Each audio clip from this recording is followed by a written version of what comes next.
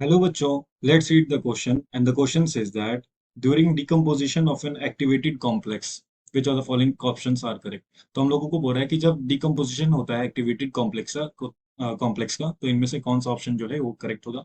Option A में दे रखा है energy is always released, option B में दे रखा है energy is always absorbed, option C में दे रखा है energy does not change and option D में दे रखा है रिएक्टेंट्स मे बी फॉर्म। ठीक है, और हम लोगों को बताना है कि इनमें से कौन सा स्टेटमेंट जो है वो करेक्ट है। So let's start the question by knowing a key concept first. So the key concept for this particular question will be activated complex. Activated complex. Activated complex कहने का मतलब होता है कि एक ऐसा हाईएस्ट पॉइंट जहां पे एनर्जी जो रहता है वो हाईएस्ट रहता है अमंग रिएक्टेंट्स एंड प्रोडक्ट। मतलब कि जो भी रिएक्टेंट का एनर्जी रहेगा और जो भी प्रोडक्ट का एनर्जी रहेगा उसमें सबसे ज्यादा एनर्जी जो रहता है एक एक्टिवेटेड कॉम्प्लेक्स का रहता है। तो ये वैसा पॉइंट रहता है। अब कभी भी रिएक्टेंट मॉलिक्यूल जो है वो कोलाइड होते हैं तो वो फॉर्मेशन करते हैं एक्टिवेटेड कॉम्प्लेक्स का। तो हम लोग लिखेंगे it has the highest energy among reactants. Energy among reactants, product and products. अब इनका जो एनर्जी रहता है वो रिएक्टेंट्स और प्रोडक्ट के अमंग में सबसे हाईएस्ट है। तो अगर हम लोग ग्राफ ड्रॉ करें एक्टिवेटेड कॉम्प्लेक्स का तो it will be look like, ठीक है, तो ये हम लोगों का ऐसा कुछ ग्राफ ड्रॉ होगा।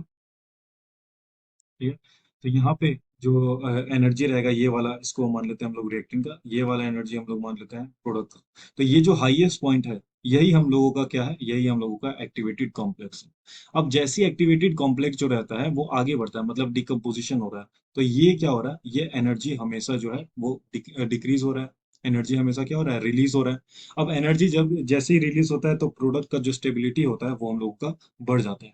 ठीक है, तो ऑप्शंस में देखेंगे तो पहला ऑप्शन जो है वो हम लोगों का करेक्ट हो जाएगा कि energy is always released when it is decomposition of activated complex. जब भी डिकम्पोजिशन होगा एक्टिवेटेड कॉम्प्लेक्स का तो एनर्जी जो है रिलीज हो जाएगा and the product will become more stable, या फिर स्टेबिलिटी जो रहेगा प्रोडक्ट का वो बढ़ जाएगा। अब जैसे हम लोग देखते हैं कि जो कॉन्सेंट्रेशन रहता है एक्टिवेटेड कॉम्प्लेक्स का does not convert into products. अब पूरा कॉन्सेंट्रेशन जो रहता है वो प्रोडक्ट्स में कन्वर्ट नहीं होता है, पर कुछ कुछ एक्टिवेटेड कॉम्प्लेक्स का जो कॉन्सेंट्रेशन रहेगा वो रिएक्टेंट्स में भी चेंज हो जाता है, रिएक्टेंट्स में भी कन्वर्ट हो जाता है। कब, जब वो रिवर्सिबल रिएक्शन रहे। तो अगर हम लोग लिखें तो लिखेंगे कि since the entire concentration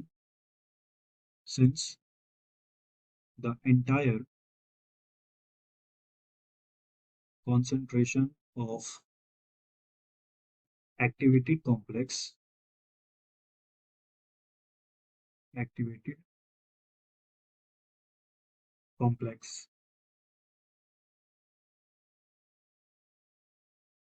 does not convert into product, doesn't convert into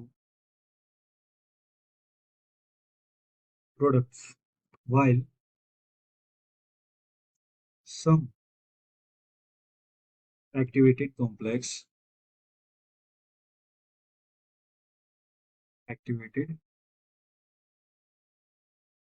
complex may give reactants also, reactants also if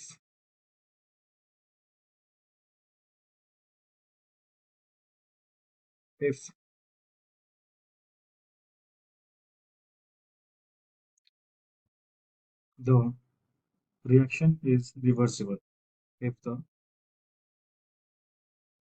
reaction is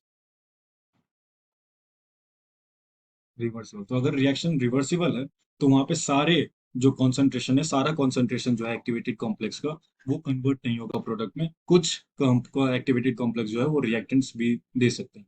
तो ऑप्शन डी जो है वो भी हम लोगों का करेक्ट हो जाएगा कि रिएक्टेंट्स में बी फॉर्म्ड। ठीक है, तो option A and D are correct. Option B में देखिए तो एनर्जी इज ऑब्जर्व, ये हम लोगों का इनकरेक्ट है। एनर्जी डज नॉट चेंज, ये भी हम लोगों का इनकरेक्ट हो जाएगा। तो जब भी डिकम्पोजिशन होता है एक्टिवेटेड कॉम्प्लेक्स का तो एनर्जी रिलीज होगा और वहां पे रिएक्टेंट का भी फॉर्मेशन हो सकता है. So the correct option for this particular question will be option A and D. दोनों ही जो है करेक्ट ऑप्शन हो जाएगा. Hope you enjoyed the concept. Thank you and best of